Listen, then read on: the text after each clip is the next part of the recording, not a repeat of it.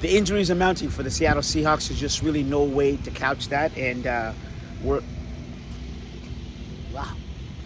The injuries are mounting for the Seattle Seahawks, and right now it's speculative, but you're starting to kind of they're in yellow, I should say, with certain players, and one of those is DK Metcalf.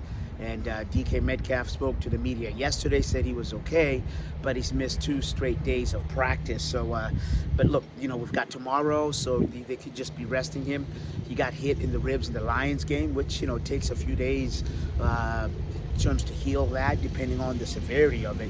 Whether breathing or laughing, those all have an impact. But Phil Haynes and Evan Brown were limited to participating in practice yesterday, and Phil Haynes has a calf, the right guard, and Evan Brown has a knee, but Brown talked to us yesterday, and so I think he's going to be fine. If they have to make a switch there at right guard, they might go with Evan Brown at right guard and then put in Ola Uluwatimi at center. But again, it's all speculative. What's important to know is that the Seahawks have some kind of injuries right now that are lingering. We're just not going to know until tomorrow. But as for today, we have B-roll for you. You can hear from Geno Smith, Evan Brown, as I said, Shane Waldron, Clint Hurt, and also an exclusive ice cream video. Really, really happy with the way those guys performed. I thought, they did a phenomenal job. Looking back at the tape, I feel like when you watch the film, you see all 11 guys, playing connected, really just executing the game plan. And, I think when you have as much depth as we have and you got a bunch of guys who are capable, you see guys stepping up and making plays. And so I was really happy for those guys. I had a great feeling about it, and it was just good to see it happen on Sunday. I think their defense is really, led by that front seven. And when you talk about their guys, a bunch of really talented first rounders. You talk about Brian Burns on the edge, who, a phenomenal pass rusher. You got Derek Brown, real stout guy in the middle. He plugs up all the holes in there, and he makes it tough in the run game and the passing game. And then a guy who, is really showing up and has shown up the past 2 years is Frankie Luvu. He's made a ton of plays. They move him around. He does a bunch of different things for their defense. And so you see an aggressive bunch, a bunch of guys who play together. They play inspired. And as always, man, it's going to be another tough battle for us, as we expect every single week.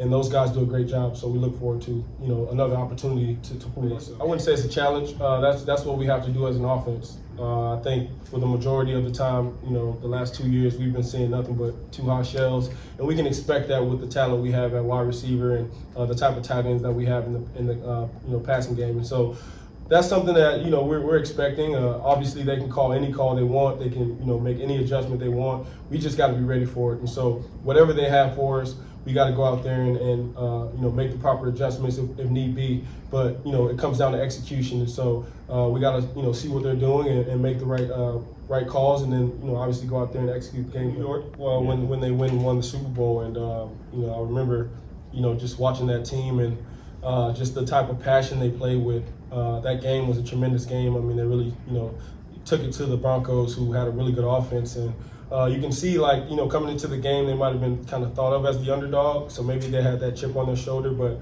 when you watch them play, man, they were just physical, they were fast, everything that Coach Carroll talks about.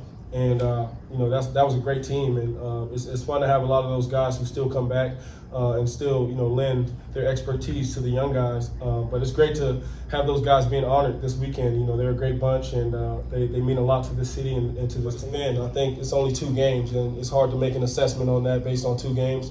But we know we want to run the football here. We want to be physical up front, and we got the guys to do it. And so we just got to keep plugging at it.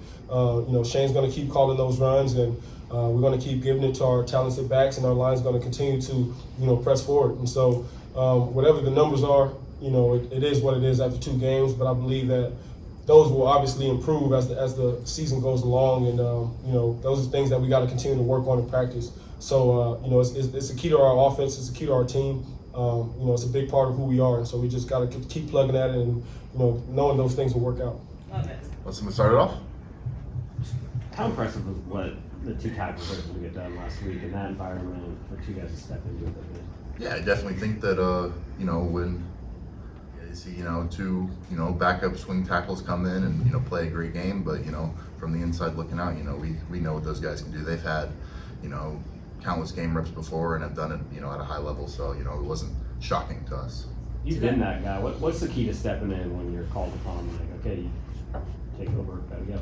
Yeah, I think it's, trusting your ability, trusting your technique. You've done it in practice, you've done it in training camp, you've done it in preseason. Just another opportunity to go out and prove what you can do. So I think that's really the biggest thing is, don't let the moment get too big for you.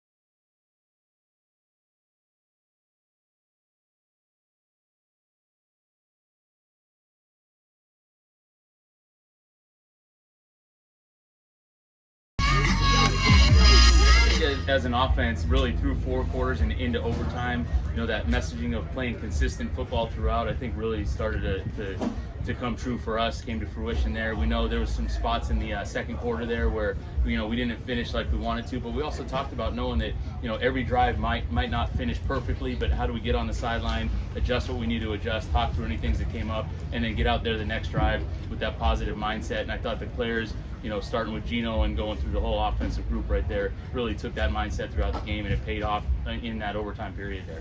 Shane, what's the value of Gino Smith taking the checkdowns, taking the defenses together?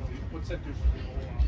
I think just keeping us on schedule is huge, and he did a great job with it because there was a couple times in that game, where maybe we had some shots called down the field and they had a good pressure called, or they had something schematically on defense that prevented us from getting down the field.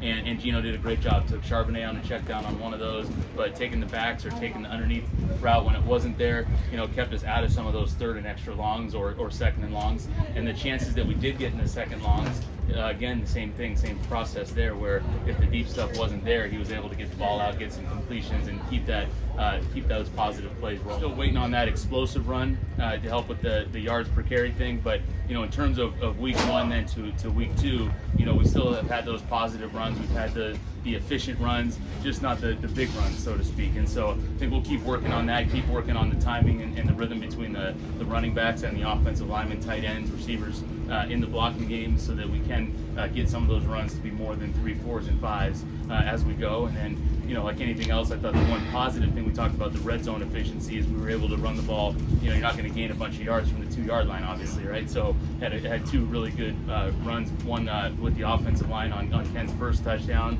and then the second one on Ken's individual effort there when it was bottled up a little bit, but having that big field vision to bounce it to the outside. So overall, we're going to keep working on it, keep getting in a rhythm there, and try to create some of those explosive runs along the way. Guys they continue to rush together, get on the same page with it. That's all the stuff. It's frustrating in the early part of the year as the guys get accustomed to rushing together, especially when you have a new group.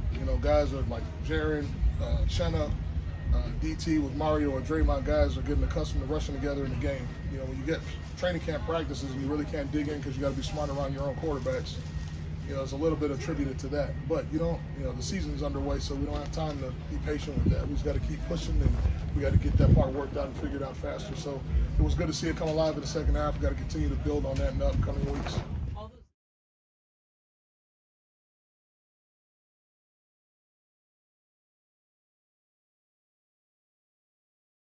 See what Clint gets.